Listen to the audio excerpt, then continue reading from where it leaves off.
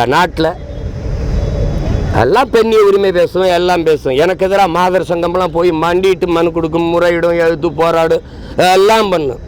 இந்த ரிதன்யான ஒரு தங்க வரதட்சணை கொடுமை, பாலியல் துன்புறுத்தல்ல தற்கொலை பண்ணி சேர்த்திருக்காரு. வாழ வேண்டிய ஒரு மலர், ஒரு பூ.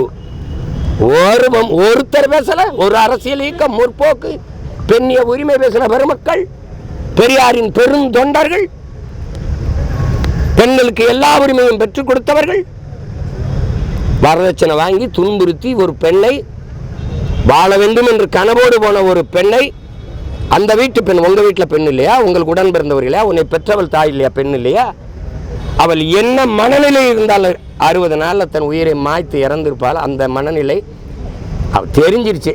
எத்தனை பெண்கள் இப்படி வீட்டுக்குள்ளே வதங்கி வாடி வெளியில் சொல்ல முடியாமல் தவிச்சு போய் நிற்கிறாங்க. இதுக்கு என்ன நடவடிக்கை எடுத்திருக்கு அரசு? என்ன நடவடிக்கை எடுத்திருக்கு? அதுக்காக பேசிய மாதர் சங்கங்கள், மகளிர் அமைப்புகள், மனித உரிமை ஆர்வலர்கள், முற்போக்கு சிந்தனையாளர்கள், எழுத்தாளர்கள், பெண்ணியவாதிகள்லாம் எங்கேயே படுத்திருக்கிறீங்க? கொக்கைன் கஞ்சாதம் போட்டு படுத்திட்டீங்களா என்ன? இல்லை டாஸ்மார்க்கில் சரக்கு வாங்கி அடிச்சு படுத்திட்டீங்களா என்ன? உங்கள் பிரச்சனை. தேவைன்னா வாய் திறப்பிய, தேவையில்லைன்னா வாய் திறக்க மாட்டீங்க. மனித உரிமை ஆர்வலர்கள்லாம் எங்கே? எதிர்கட்சியாக இருக்கும்போது ஜெயராஜ் ஃபெனிக்ஸுக்கு ஏறி குளித்த நீங்கள் தம்பி அஜித்குமார் மரணத்துக்கு அமைதியாக படுத்தது என்ன? வாய்க்குள்ளே பெவிக்கால போட்டு ஒட்டிக்கிட்டு படுத்தது என்ன? எப்படி? ஏன் இதெல்லாம் தொடச்சேரிகிற காலம் வரும். திமுக கட்சி உழைச்சி வந்துருச்சா? பாரதிய ஜனதா வெள்ள வச்சிருக்கா? பாரதிய ஜனதா வந்துடும், பாரதிய ஜனதா வந்துடும். குடுகுடுப்பக்கார மாதிரி ஊரோட அடிச்சுட்டு கத்துனது யாரு? இன்னும் 15 வருஷமா கத்துனா 15வது 3வது முறையும் வந்துட்டாப்ல. இப்பவும் பிஜேபி வளர விடக்கூடாது, பிஜேபி வளர விடக்கூடாது. அது எங்க வளருது?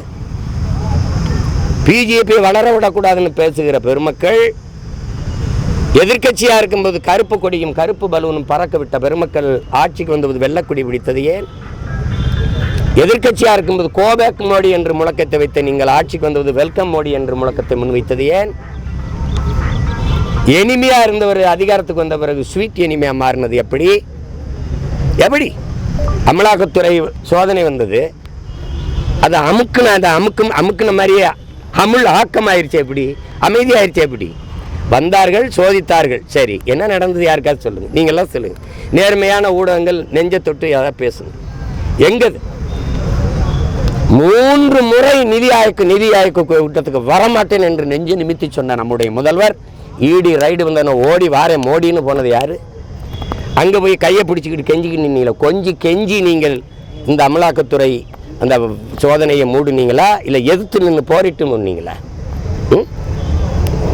இப்படி ஒரு கேடுகட்ட அரசியல் கட்டமைப்பை இந்த திராவிட கட்சியில தவிர எவன் செய்வான்? இந்த நாட்டில்